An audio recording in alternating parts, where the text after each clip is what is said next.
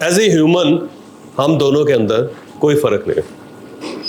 یہ فرض کر لیں یہ امپلائر ہیں, انہوں نے مجھے رکھا ہوا ہے, میں ان کا ملازم ہوں. ان کے اندر اور میرے اندر کوئی فرق نہیں ہے. جو نیڈ میری ہے وہی نیڈ ان کی ہے, جو نیڈ ان کی ہے وہی نیڈ میری ہے. جس طرح انکم انہیں چاہیے اسی طرح انکم مجھے چاہیے. جس طرح اسموتھ لائف ان کو چاہیے سیم اسی طرح اسموتھ لائف مجھے چاہیے. دونوں آقا اور غلام, امیر اور غریب, ٹھیک ہے, کامیاب اور ناکام دونوں برابر. بڑا سمپل فارمولہ ہے. ٹھیک ہے. ایشو یہ بن گیا ہے کہ میں ان کا ملازم ہوں, وہ میری نیڈز کا خیال نہیں رکھ رہے. ٹھیک, میں ان کا ملازم ہوں, میرے لیے انہوں نے اسموتھ روڈ نہیں بنائی ہوئی. ٹھیک ہے, میں ان کا ملازم ہوں لیکن انہوں نے میری انکم اور میری نیڈز کا خیال نہیں رکھا. میں کام کیوں کروں, میں کام کیوں کروں, میں کام کیوں کروں گا جب آپ مجھے کھوتا سمجھتے ہیں. وہ یہ کہتے ہیں وہ بگلول ہے, ادھر آ جا, اور تو کھوتا ہے, تو کوئی نہیں کر سکتا. پہلا تو آپ میرے ڈس رسپیکٹ کرتے ہیں مجھے. جب آپ مجھے ڈس رسپیکٹ کرتے ہیں تو میں آپ کے ساتھ لائل کیسے ہو سکتا ہوں. ٹھیک ہے. دوسری بات, آپ اپنا کھانا الگ کھاتے ہیں, مجھے کھانا الگ دیتے ہیں. ٹھیک ہے.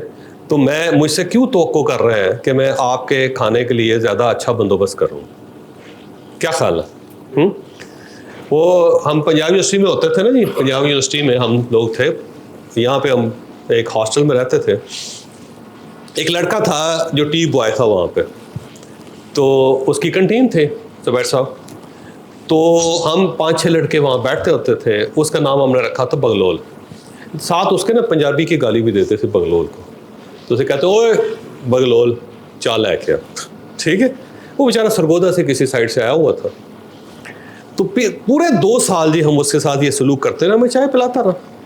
اب آخر میں کوئی یونیورسٹی جب لوگ فارغ ہو رہے ہوتے ہیں تو جا رہے ہوتے ہیں, تو سب کہتے ہیں یار ایک دوسرے کے ساتھ معافی مانگنی چاہیے, اچھے گریٹنگ کر کے جانا چاہیے, یہاں پہ بندے کو سینے سے لگا کے مسکرا کے تھپکی دے کے کچھ 100 روپیہ دے کے جانا چاہیے. ایسے ہی ہوتا ہے نا. تو ہم نے اسے بلا کے اسے ٹیبل پہ بٹھا کے اسے کہ یار بگلول گل سن, بہت بری بات ہے, ہم نے تمہارے ساتھ بڑی زیادتی کی, ہمیں معاف کر دے یار کھلے دل کے ساتھ. پتہ نہیں کل ہمارے ساتھ کیا ہوتا ہے, نوکری ملتی ہے نہیں ملتی, پتہ نہیں کہاں ذلیل ہوں گے, تو بڑا یار تمہارے ساتھ برا سلوک کیا. سب لوگوں نے 100 روپیہ اکٹھے کر کے, اس کو سب سے بڑا 100 روپے کا نوٹ ہوتا تھا, سب نے اکٹھا کر کے کچھ 600-700 روپیہ اکٹھا کر کے اس کی جیب میں بھی ڈال دیا. اب جو بگلول ہے نا, وہ کینچی چپل پہنی ہے بیچارے نے, اور مٹی لگی ہوئی پاؤں پہ, اس کے گندے اس کے کپڑے ہیں, گریس والے گندے, کچھ پتہ نہیں 8-10-15-20 دنوں سے وہی کپڑے پہنے ہیں اس نے. میلی سی بیچارے نے ٹوپی پہنی ہوئی ہے, ہاتھ بھی میلے ہیں اس کے, جو عموماً ٹی بوائز ہوتے ہیں نا ان کے ہوتے ہیں. تو جب اس سے ہم نے یہ کر لیا نا تو اس کی بیچارے کی آنکھوں میں آنسو آ گئے, اس نے رونا شروع کر دیا. تو اس نے کہا جی آپ سب بھی مجھے نا معاف کر دیں. ہم نے کہا تو کی کیتا ہے, لیکن معاف تو سانو کر زیادتی سی تیرے لئے کرتا ہے. کہتے نہیں اللہ کا واسطہ بھی سانو بھی معاف کر دیں. ہم نے کہا یار مسئلہ کہ تو کس چیز کی معافی مانگ رہا ہے, معافی تو ہم مانگ رہے ہیں. کہتا جی آپ مجھے جب بھی بگلول کہتے تھے چائے منگوا کے دیتے تھے نا, سب کی چائے میں تھوک کے دیتا تھا میں ان کو. کہتا جی 2 سال سے آپ نے میری تھوک والی چائے پی. یار وہ دن ہے اور آج کا دن ہے, جب چائے کا کپ آتا ہے نا تو ہمیں بگلول یاد آتے ہیں. لیسن اس سے یہ لرن کیا ہے کہ جو میڈم بندہ سرو کرتا ہے نا, میں اس کی بڑی عزت کرتا ہوں.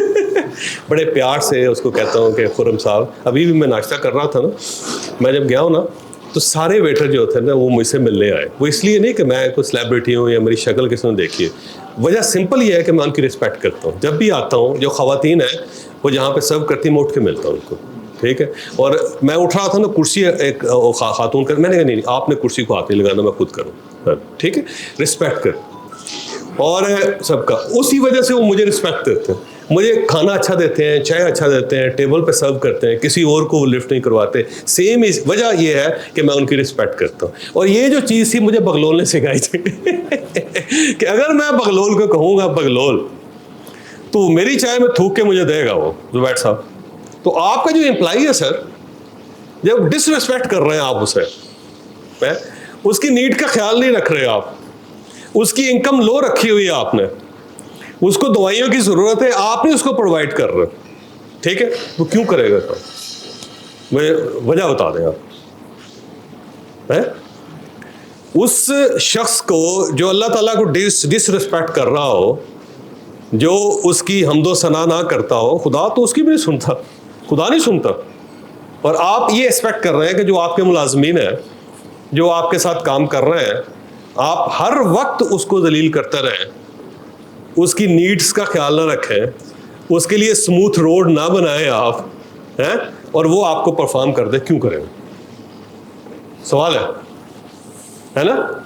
کیونکہ اگر آپ کے ساتھ یہ سلوک ہو, آپ کریں گے؟ مجھے صحیح بتائیں, نہیں کریں گے نا.